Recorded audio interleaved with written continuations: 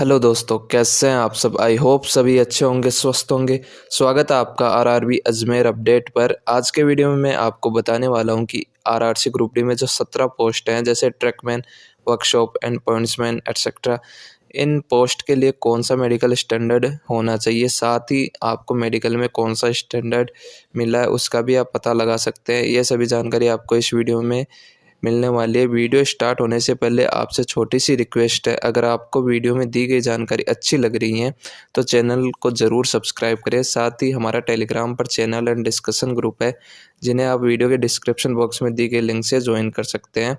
चलिए video start करते हैं। इसमें आरआरसी ग्रुप डी के पोस्ट पैरामीटर्स दिए हुए हैं, जिसमें टोटल 17 पोस्ट के मेडिकल स्टैंडर्ड बताए गए हैं और वो कौन से डिपार्टमेंट से रिलेटेड है ये सभी बताए गए हैं। साथ ही ये भी है कि आपको जो मेडिकल स्टैंडर्ड मिलता है वो किस बेस पे मिलता है, ये सारी जानकारी आपको इस वीडियो में देने वाला हूँ। तो पहली पोस्ट का देखते हैं अपन।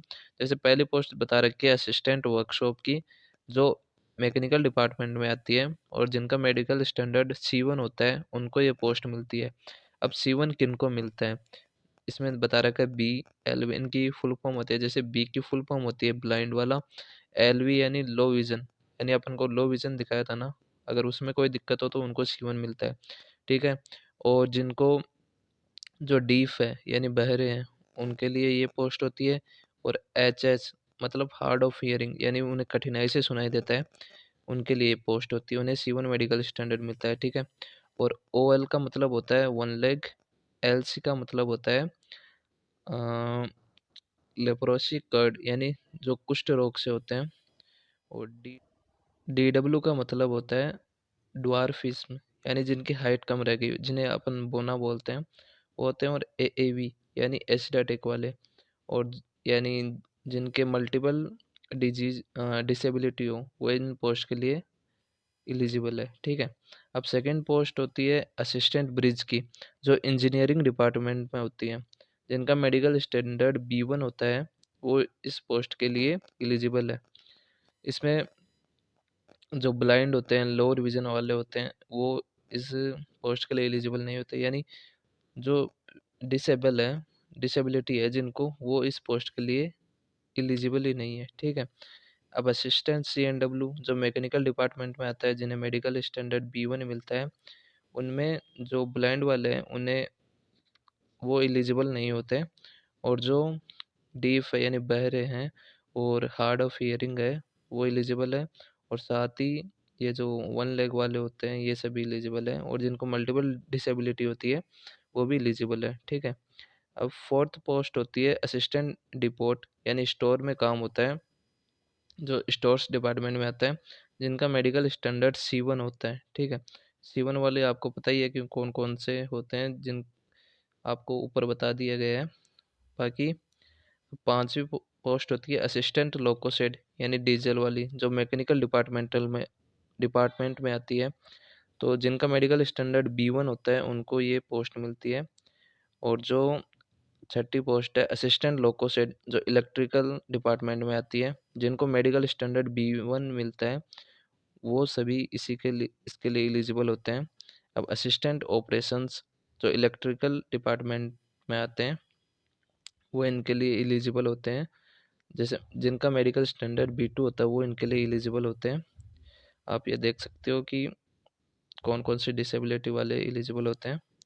अब आठवीं पोस्ट होती है असिस्टेंट पॉइंट्समैन, जो ट्रैफिक डिपार्टमेंट में होती है, जिनको A2 मेडिकल स्टैंडर्ड मिलता है। A2 किनको मिलता है, जो पूरी तरह स्वस्थ हो, यानी उसे कोई भी डिसेबिलिटी नहीं हो, वो इस पोस्ट के लिए एलिजिबल होते हैं। ठीक है।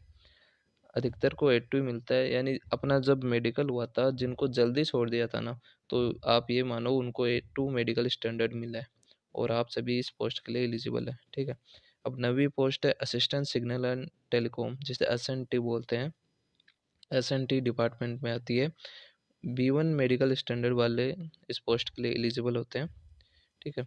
अब 10वीं पोस्ट है असिस्टेंट ट्रैक मशीन, जो इंजीनियरिंग डिपार्टमेंट में आती है, इसमें भी B1 मेडिकल स्टैंडर्ड वाले एलिजिबल होते हैं। आप ये देख सकते हो कि कौन कौन से डिसेबिलिटी वाले इसके लिए एलिजिबल होते हैं। फिर 11वीं पोस्ट आती है असिस्टेंट TL एंड SC, ये इलेक्ट्रिकल डिपार्टमेंट में आती है और इसमें B1 मेडिकल स्टैंडर्ड वाले एलिजिबल होते हैं, ठीक है। 12वीं पोस्ट है assistant TL and AC workshop वाले, तो ये इलेक्ट्रिकल डिपार्टमेंट की पोस्ट है। इसमें C1 मेडिकल स्टैंडर्ड वाले एलिजिबल है, ठीक है।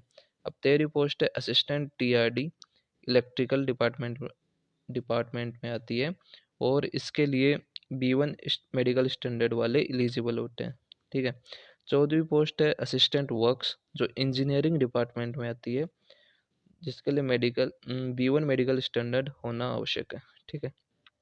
15वीं पोस्ट है असिस्टेंट वर्क्स, जो वर्कशॉप की पोस्ट है, जो इंजीनियरिंग डिपार्टमेंट में आती है, इसके लिए C1 मेडिकल स्टैंडर्ड वाले एलिजिबल होते हैं, ठीक है। अब 16वीं पोस्ट है हॉस्पिटल असिस्टेंट, जो मेडिकल डिपार्टमेंट के लिए आती है, इसके लिए C1 मेडिकल स्टैंडर्ड वाले इसके लिए एलिजिबल होते हैं। वैसे तो सभी होते हैं लेकिन C1 मेडिकल स्टैंडर्ड वाले एलिजिबल होते हैं।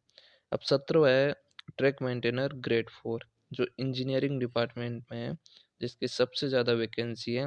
इसके लिए B1 मेडिकल स्टैंडर्ड होना, अगर आप B1 मेडिकल स्टैंडर्ड तक हो तो आपको ट्रैक मेंटेनर की पोस्ट मिल सकती है। इसमें जो डिसेबिलिटी वाले हैं वो एलिजिबल नहीं है, ठीक है। तो ये सारे हैं। अब आपको एक बार इनकी फुल फॉर्म बता रहा हूँ मैं। जैसे यहाँ पे VI लिखा हुआ है, तो VI का मतलब होता है विजुअली इम्पेयर्ड, जिसको देखने में दिक्कत हो, ठीक है। HI यानी हियरिंग इम्पेयर्ड, जिसको सुनने में दिक्कत हो। LD का फुल फॉर्म होता है लोकोमोटर डिसेबिलिटी।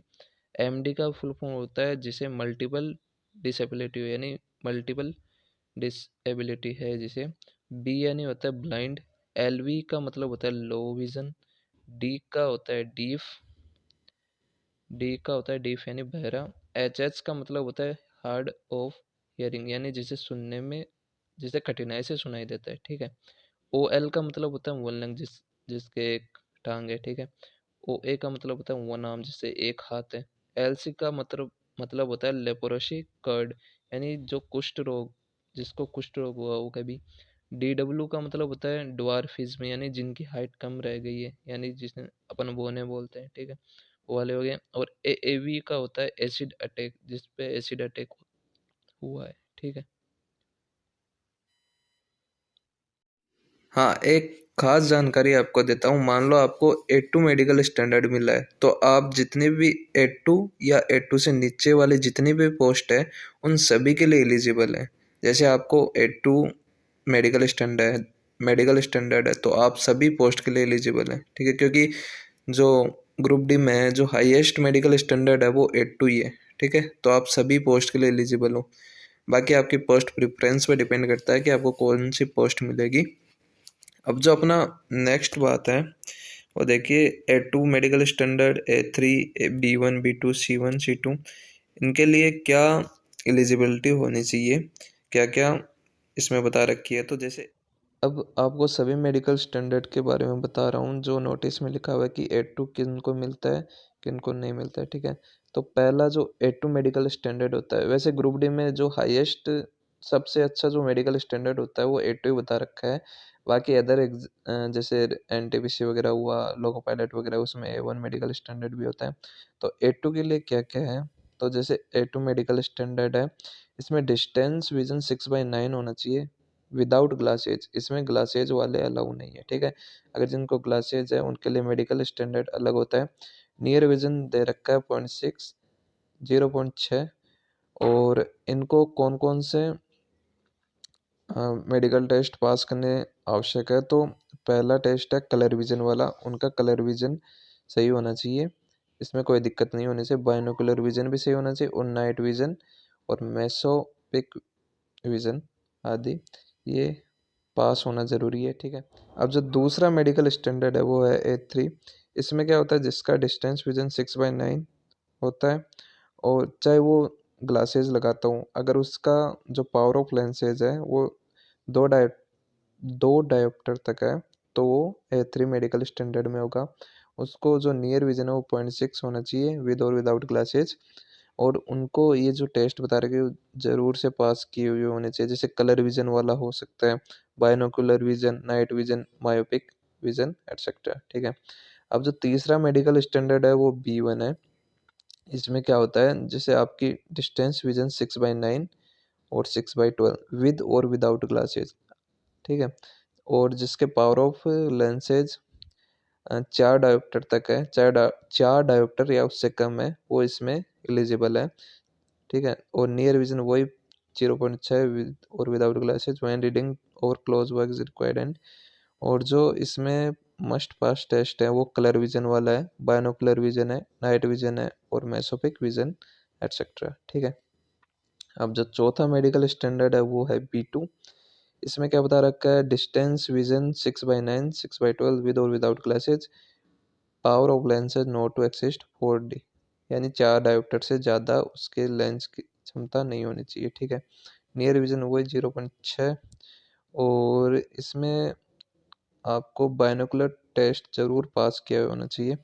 बाकी जो कलर विजन है उसमें कलर विजन वाले वाले इसकी दिक्कत नहीं होती इसमें, ठीक है। अब जो C1 मेडिकल स्टैंडर्ड है, इसमें जो डिस्टेंस विजन है वो 6/12 6/18 विद और विदाउट ग्लासेस, ठीक है। जिसकी डिस्टेंस विजन में 6/12 आ रही है और 6/18 आ रही है, वो इस सारे मेडिकल स्टैंडर्ड में आते हैं। इसमें नियर विजन वही 0.6 विद और विदाउट ग्लासेस व्हेन रीडिंग और क्लोज इज रिक्वायर्ड। और इसमें कलर विजन वाले, जिनको कलर विजन की प्रॉब्लम होती है, कलर ब्लाइंडनेस वगैरह, वो सभी इसमें आते हैं, चश्मे वाले सारे इसमें आ जाते हैं वैसे भी। अब जो C2 मेडिकल स्टैंडर्ड है, इसमें 6/12 होने चाहिए और नील विद और विदाउट ग्लासेस। नियर विजन है 0.6 कंबाइंड विद और without glasses way reading to close, इसमें 0.6 है। तो ये सारे मेडिकल स्टैंडर्ड है। आई होप सभी को वीडियो अच्छा लगा होगा। अब आप क्या करना है, कमेंट में जैसे मैंने बताया ना वैसे आपको अपना मेडिकल स्टैंडर्ड बताना है। कमेंट करके बताना कि आपको कौन सा मेडिकल स्टैंडर्ड मिला है। इसी सारी जानकारी से अगर आपको बताया गया कि आपको ये मेडिकल स्टैंडर्ड है मिला है तो वो आप बता सकते हैं, या आप जो जानकारी मैंने बताई है उसके अकॉर्डिंग बता सकते हैं। अगर वीडियो अच्छा लगा हो तो वीडियो को लाइक करें, चैनल को सब्सक्राइब करें तथा अपने दोस्तों के साथ शेयर करें। धन्यवाद।